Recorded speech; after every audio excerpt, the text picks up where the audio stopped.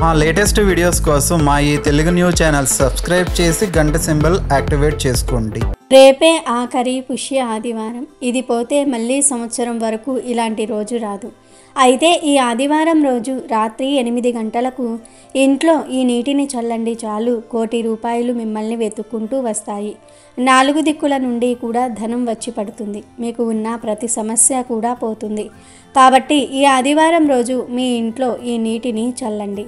ఇలా చల్లటం వలన మీకు అష్టైశ్వర్యాలు కలుగుతాయి. లక్ష్మీదేవి అనుగ్రహం కలుగుతుంది. మీ ఇంట్లో ఉండే దరిద్రాలు సమస్యలు అన్నీ పోతాయి అని సిద్ధశాస్త్రం చెప్తుంది. ఆదివారం ఇంట్లో ఈ నీటిని చల్లితే దైవానుగ్రహం కలుగుతుంది. కష్టాలు పోతాయి. అప్పుల బాధలు కూడా తీరిపోతాయి. ఈ పరిహారాన్ని డైరెక్ట్గా 8 గంటలకే అంటే ఆదివారం రాత్రి 8 గంటలకే చేయాలి. ఈ పరిహారం చేయటం వలన ఖచ్చితంగా ఫలితం వస్తుంది. ధన సమస్యలు పోతాయి. ధనలాభం కలుగుతుంది. లక్ష్మీదేవి ఐశ్వర్యాన్ని ఇస్తుంది. మీకు ఉండే ఇబ్బందులన్నీ కూడా పోతాయి. కష్టాలన్నీ కూడా పోతాయి. ధన సంపాదన పెరుగుతుంది. వచ్చిన సంపాదన నిలుస్తుంది. అనవసర ఖర్చులు తగ్గుతాయి. 4 దిక్కుల నుండి ధనం దూసుకు వస్తుంది. మరి ఇంతకీ ఆదివారం రోజు రాత్రి ఇంట్లో ఏ నీటిని చల్లాలి అనే విషయాన్ని ఇప్పుడు మనం ఈ వీడియోలో వివరంగా తెలుసుకుందాము. అంతకన్నా ముందు ఆకలి రుచి ఎరుగదు అని తెలిపే ఒక కథను విందాం. ఫ్రెండ్స్, ఫస్ట్ అయితే ఈ వీడియోకి ఒక లైక్ కొట్టండి. అలాగే మా ఛానల్ని కూడా సబ్స్క్రైబ్ చేసుకొని మాకు సపోర్ట్ చేయండి. ఇక కథలోకి వస్తే, అనగనగా ఒక కోటలో ఓ రాజు ఉండేవాడు. అందరూ రాజులకు మళ్ళీ వేట అంటే అతనికి మహా పిచ్చి. వేటకు చిక్కి బలయ్యే జంతువుల మాంసం అంటే ఇంకా పిచ్చి ఆ రాజుకు. ఒకరోజు కోట దాటి రాజ్యం పొలిమేర్లలో ఉండే మహా అరణ్యంలోనికి బంధుమిత్రులు సైన్య సపరివార సమేతంగా రాజు వేటకు వెళ్ళాడు. రాజు భయపడాల్సిన పని లేదు. మరి ఓపిక ఉన్నంత వరకు వేటాడారు. అదేం కర్మో గాని ఆ రోజు రాజు వేట పారలేదు. అంత దూరం పోయినా జంతువు అలికిడి లేదు. పక్షుల జాడ లేదు. తిరిగి అలసిపోయారు. ఉన్నట్టుండి సింహం అరుపు వినబడింది. రాజుకు ఊపిరి పీల్చుకున్నట్లయింది. కానీ రాజు కూర్చున్న గుర్రానికి మాత్రం పై ప్రాణం పైనే ఎగిరిపోయినట్లయింది. అక్కడే ఉంటే ఈ రోజుతోటే భూమి మీద తనకు నూకలు చెల్లిపోతాయనుకుందో ఏమో, ఒక్కసారిగా లంకించి ముందుకు ఉరికింది. అందరూ చూస్తూ ఉండగానే రాజుతో పాటు గుర్రం కనుమరుగైపోయింది. రాజభటులు తెప్పరిల్లి వెతికితే గుర్రమూ లేదు, రాజు లేడు. వేట మాని అడివంతా కూడా రాజు కోసం గాలించటం వారి పనయ్యింది. తోవ తప్పిన రాజు గుర్రమెటు తిరిగితే అటు పోతున్నాడు. పాపం రాజు కదా, దారి లేదు. దారులు గట్రా చూసి పెట్టేందుకు సైనికులు లేరు కదా. చేసేదేమీ లేక గుర్రం మీద పోయాడు. ఎలాగైతేనే అడవి మార్గంలో పూటకూళ్ళ ఇంటికి చేరుకున్నాడు. ఆ రోజుల్లో అడవుల్లో కూడా బాటసారులకు తిండి గట్రా చూసేందుకు పూటగూళ్ళమ్మలు ఉండేవాళ్ళు. రాజు పూటగూళ్ళమ్మ ఇంటికి చేరుకున్నాడు. గుర్రాన్ని దానా కోసం విడిచి దాన్ని దానా కోసం కాసులిచ్చి తాను కాళ్ళు చేతులు కడుక్కొని పూటగూళ్ళ ఇంట్లో చక్కాలు ముక్కలు చేసుకొని కూర్చున్నాడు. ఆకలితో కడుపు నకనకలాడిపోతుంది. పూటగూళ్ళమ్మేమో ఎప్పటిలాగే మామూలు బాటసారులాగే రాజుకు పచ్చడి మెతుకులు పెట్టింది. వేట కోసం పోయి దారి తప్పి అలసిపోయిన రాజుకు ప్రాణం లేచి వచ్చినట్లయింది. ఆ పచ్చడిలో ఏం మహత్తు ఉందో, ఏం వేసి పచ్చడి రుబ్బారో. వేరుశనక్కాయల పచ్చడి, ఆపై ఆకలి దహించుకుపోతున్న జిహ్వ రాజు ముందు వెనుక చూడలేదు. ఆబగా తినేశాడు. విస్తరిలో ఒక్కటంటే ఒక్క అన్నం మెతుకు కూడా మిగల్చలేదు. మొత్తానికి రాజుకు ఆకలి తీరింది. 4 వరహాలు పూటకూళ్ళమ్మకు ఇచ్చి బయలుదేరాడు. పోగా ఎట్టకేలకు కోటదారి పట్టుకున్నాడు. వేటకు వెళ్ళి తప్పిపోయిన రాజు సేవకులు సైన్యము పరివార సమేతంగా తిరిగి వచ్చేసింది. పాపం రాజుకు పచ్చడి మెతుకుల రుచి పోలేదు. కోటకు వచ్చిన వెంటనే రాజు వంటవాడిని పిలిపించాడు. రేపు మధ్యాహ్నం నాకు వేరుశనగ గింజలతో ఊరిమిండి చేసి పెట్టండిరా అని ఆజ్ఞాపించాడు. తలా తోక లేకుండా రాజుగారి చేసిన ఆజ్ఞతో వంటవాళ్లకు మతిపోయింది. పంచభక్ష్య పరమాన్నాలను ఆరగించే రాజు మాంసం ముక్క చప్పరించనిదే ముద్దం దిగని రాజు ఎక్కడెక్కడి నుంచో వరహాలు గుమ్మరించి తెప్పించిన ద్రాక్ష సార సేవించనిదే భోజన కార్యక్రమం ముగించని రాజు ఉరిమిండి చేసి పెట్టమంటాడేమిటి? అయినా రాజంటే రాజే, రాజు మాటంటే మాటే. మరి రాజు తలుచుకుంటే దెబ్బలకు పొదవ మరి వంటవాళ్ళు రంగంలోనికి దిగారు. రాజ్యంలో పండగ రాజభటులు సేకరించిన మేలు రకం వేరుశనగ గింజలను తెప్పించుకున్నారు. ఊరిమిండికి కావలసిన పదార్థాలకు అదనంగా మరికొన్నిటిని కలిపారు. ఎంతైనా రాజు వంటవాళ్ళు కదా. ఊరిపిండి వాసన చూస్తే రాజు అదిరిపోవాలి అనుకున్నారు.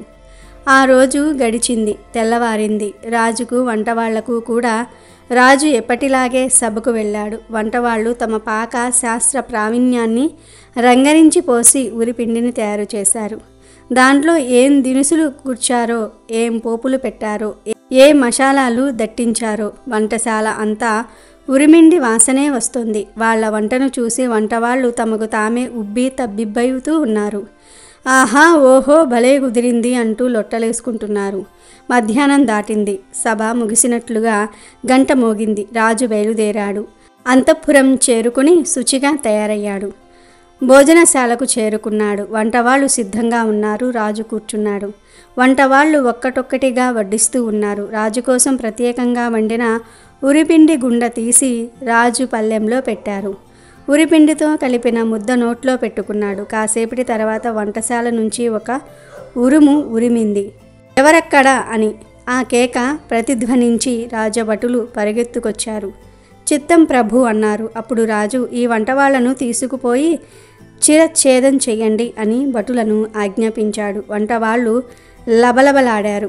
మేం పాపం చేయలేదని ప్రాధేయపడ్డారు. కానీ రాజాజ్ఞ అంటే రాజాజ్ఞ. మరి వంటవాళ్ళది ఇందులో ఏ తప్పు లేదు. మరి ఎందుకు శిక్ష పడింది అంటే, ఒక పూటంతా ఆకలితో నకనకలాడిన రాజు పూటకూళ్ళమ్మ ఉల్లిపాయలు, మిరపకాయలు, చింతపండు జోడించి చేసిన ఉరిపిండిని అమృతంలాగా భావించి విస్తరలో మెతుకు లేకుండా ఆబగా తినడానికి పంచభక్ష పరమాన్నాలు లభ్యమయ్యే కోటలో పచ్చడి మెతుకులు తినడానికి మధ్య తేడా లేదా మరి?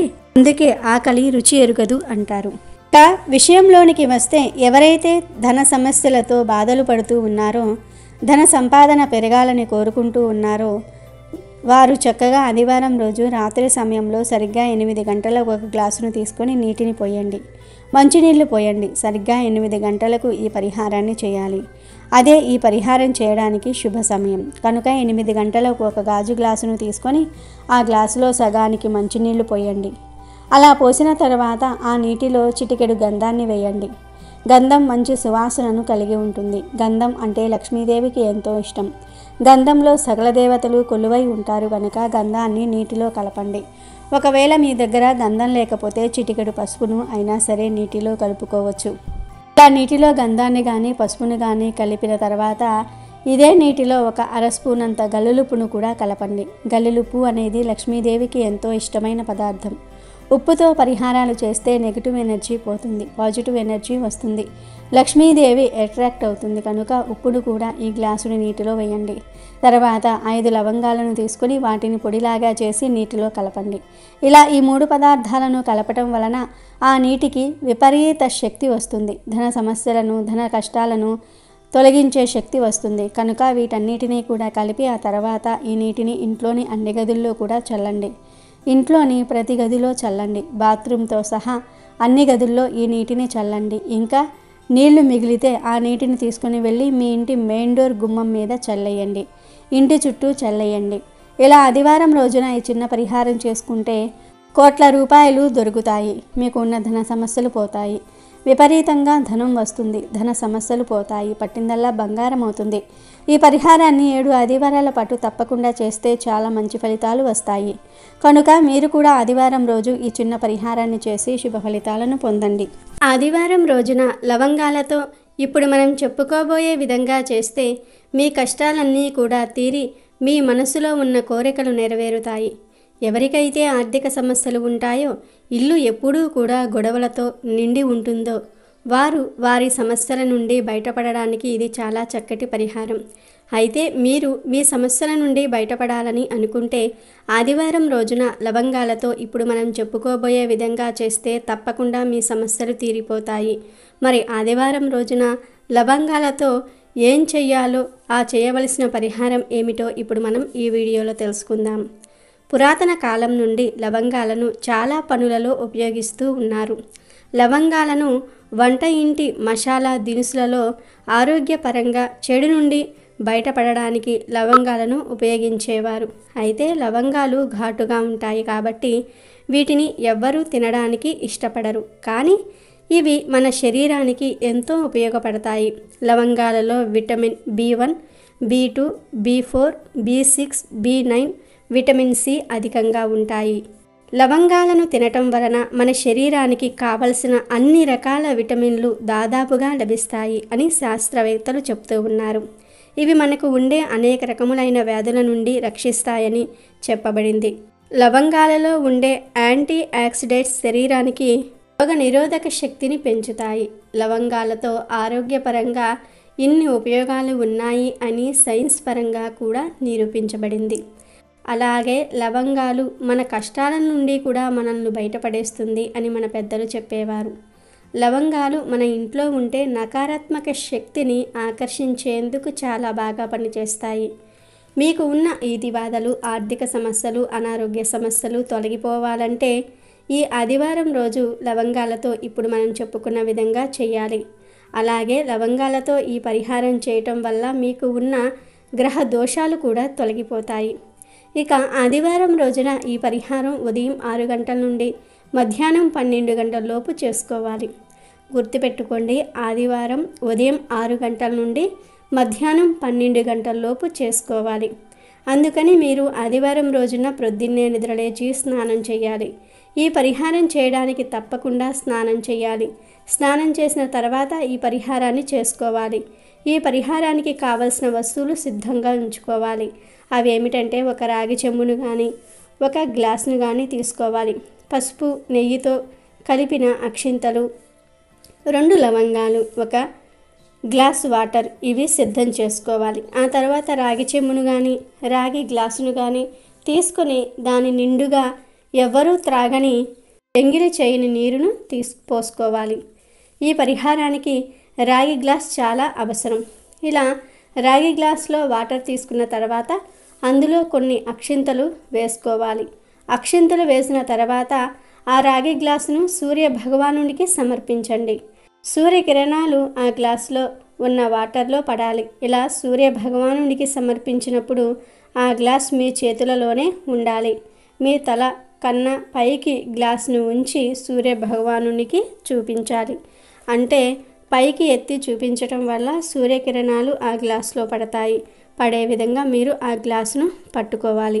ఈ విధంగా సూర్య భగవానుని కిరణాలు నీళ్ళల్లో పడితే ఆ నీళ్లకు అపారమైన శక్తి వస్తుంది. సూర్య భగవానుడికి నీళ్లను చూపిస్తున్నప్పుడు ఆ నీళ్లు నేలపై పడకూడదు. కాబట్టి ఆ రాగి గ్లాసును ఒక గిన్నెలో కానీ ఒక పాత్రలో కానీ ఉంచి చూపించాలి. ఇలా చూపించినప్పుడు ఒక మంత్రం జపించాలి. అదేమిటంటే ఓం సూర్యదేవాయ నమః అని 27 సార్లు జపం చేసి ఆ నీటిని సూర్య భగవానుడికి చూపించి తూర్పు గుమ్మం దగ్గర ఈ గ్లాస్ ఉంచాలి. ఇలా చేసిన తర్వాత 2 లవంగాలు తీసుకోవాలి. ఆడవారు వారి కుడి చేతుల్లో పట్టుకోవాలి. మగవారు ఎడమ చేతిలో 2 లవంగాలు పట్టుకోవాలి. పువ్వు ఉన్న లవంగాలనే ఈ పరిహారానికి తీసుకోవాలి. ఆ తర్వాత లవంగాలను ఎవరి చుట్టూ వారే క్లాక్ వైజ్ డైరెక్షన్లో 9 సార్లు తిప్పుకోవాలి. ఇలా తిప్పుతూ ఉన్నప్పుడు మీ ఒంటిలో ఉండే నకారాత్మక శక్తి, ఆరోగ్య సమస్యలన్నీ కూడా తొలగిపోవాలి అని అనుకుంటూ 9 సార్లు తిప్పి వాటిని మీ ఇంటికి దక్షిణ దిశలో విసిరివేయాలి. చిన్నపిల్లలకు అయితే తల్లిదండ్రుల్లో ఎవరో ఒకరు ఇప్పుడు మనం చెప్పుకున్న విధంగా దిష్టి తీయాలి. ఇలా లవంగాలతో దిష్టి తీసి దక్షిణ దిశలో పడేయడం వల్ల మీకు ఉన్న నకారాత్మక శక్తి తొలగిపోతుంది. లవంగాల పరిహారం ఆదివారం రోజున చేయటం వల్ల మీకు ఉన్న సమస్యలు ఖచ్చితంగా తీరిపోతాయి. అలాగే సూర్య భగవానుడికి చూపించిన నీళ్లను పట్టుకుని మీ ఇల్లంతా ప్రతి మూల కూడా తిరిగి ఆ నీళ్లను చెట్ల మొదల్లో కానీ సైడ్ డ్రైనేజ్లో కానీ పడేయండి. ఇలా సూర్యకిరణాలు పడ్డ నీటితో ఇల్లంతా తిరగటం వల్ల మీ ఇంట్లో ఉండే నకారాత్మక శక్తి, నెగిటివ్ ఎనర్జీ తొలగిపోతుంది. అలాగే ఎవరైనా సరే పీడకలలతో బాధపడుతూ ఉన్న ఆ నీళ్లను తల దగ్గర పెట్టుకుని పడుకోవాలి. ఇలా చేయటం వల్ల చెడు కలల ప్రభావం తగ్గుతుంది. ఆ తర్వాత ఆ నీళ్లను చెట్ల దగ్గర పడవేయవచ్చు. ఇప్పుడు మనం చెప్పుకున్న పరిహారం 7 ఆదివారాలు వరుసగా ఖచ్చితంగా చేయాలి. అప్పుడే తగిన ఫలితాలు చూస్తారు. ఆడవారికి నెలసరి సమయం వచ్చినప్పుడు ఈ పరిహారం చేయకూడదు. ఆ ఆదివారం వదిలేసి మిగిలిన ఆదివారం కంటిన్యూ చేసుకోవచ్చు. కానీ మగవారు మాత్రం ఖచ్చితంగా 7 ఆదివారాలు చేయాలి. ఒక ఆదివారం చేసి ఒక ఆదివారం చేయకపోయినా చేసిన ఫలితం వృధా అవుతుంది. కేవలం ఆడవారు మాత్రం నెలసరి సమయంలో తప్ప మిగిలిన రోజులలో చేసుకోవచ్చు. అలాగే ఈ పరిహారానికి ఖచ్చితంగా రాగి గ్లాస్ ఉండాలి. పువ్వు ఉన్న లవంగాలే పరిహారంలో ఉపయోగించుకోవాలి. ఈ పరిహారాన్ని సూర్యభగవానుడి సమక్షంలో చేయటం వల్ల మీ కుటుంబంపై ఆ సూర్యభగవానుడి ఆశీస్సులు ఉంటాయి. అలాగే లవంగాలతో ఈ పరిహారం ఆదివారం రోజు చేయటం వల్ల మీపై ఉన్న చెడు దృష్టి నరఘోష తొలగిపోతుంది. గ్రహ దోషాలు కూడా తొలగిపోతాయి. ఈ పరిహారం ఆదివారం రోజు చేయటం వలన అద్భుతమైన ఫలితాలను చూస్తారు. మీ జీవితంలో కష్టాలన్నీ కూడా తొలగి సుఖ సంతోషాలతో వర్ధిల్లుతారు. అలాగే ఉదయాన్నే వచ్చే సూర్యకాంతిలో మన శరీరాన్ని ఉత్తేజంగా ఉంచగల శక్తి ఆ కిరణాలలో ఉందని మన పెద్దలు చెప్తూ ఉన్నారు. తెల్లవారుజామున వచ్చే సూర్యకాంతిని చూడటం వల్ల కంటి చూపు కూడా మెరుగుపడుతుంది. సూర్యుడు ఉదయించినప్పుడు అస్తమించినప్పుడు ఆ కిరణాలు మన శరీరంపై పడటం వలన మన శరీరానికి నూతన ఉత్తేజం వస్తుంది. కాబట్టి ఈ పరిహారం ఉదయం 6 గంటలు దాటిన తర్వాత చేయటం వల్ల మన ఇంటి సమస్యలు, ఆరోగ్య సమస్యలు తగ్గిపోతాయి. అలాగే లవంగాలను 2 రోజులకు ఒక్కసారి తినటం వలన పంటి సమస్యలు, చర్మ వ్యాధులకు సంబంధించిన సమస్యలు తొలగిపోతాయి. లవంగాలను తినటం వలన రోగనిరోధక శక్తి మెరుగుపడుతుంది అని శాస్త్రాలలో చెప్పబడింది. ఈ పరిహారాలు చేయటం వలన ఆరోగ్యపరంగా, ఆర్థికపరంగా చాలా ఉపయోగాలు ఉన్నాయి. కాబట్టి క్రమం తప్పకుండా 7 ఆదివారాలు మర్చిపోకుండా ఈ పరిహారాలు చేసి సకల శుభాలను, సుఖభోగాలను అనుభవించండి. అదేవిధంగా ఈ ఆదివారం రోజున సాయంత్రం 6 దాటిన తర్వాత సాంబ్రాణి ధూపంలో 2 లవంగాలను కూడా వేసి ఇల్లంతా చూపించి బయట వైపు ఈశాన్యం వైపు ఆ పొగను అలా వదిలివేయాలి. ఇలా చేస్తే ఇంట్లో ఉన్న దరిద్ర దేవత బయటకు పోతుందని మన పెద్దలు చెప్తూ ఉంటారు. ఇలా చేయటం వలన లక్ష్మీదేవి యొక్క అనుగ్రహం కలుగుతుంది. అలాగే సూర్యభగవానుడి అనుగ్రహాన్ని కూడా పొందిన వారవుతారు. ఇప్పుడు మనం చెప్పుకున్న విధంగా లవంగాలతో చేయటం వలన ఇంట్లో ఉన్న కలహాలు, గొడవలు అన్నీ కూడా తొలగి మీ ఇల్లు సుఖమయం అవుతుంది. అమెజాన్లో బెస్ట్ డిస్కౌంట్స్ కోసం వీడియో డిస్క్రిప్షన్లో లింకు ఉంది, చూడండి. అలాగే మా టెలిగ్రామ్ ఛానల్ సబ్స్క్రైబ్ చేసుకోండి.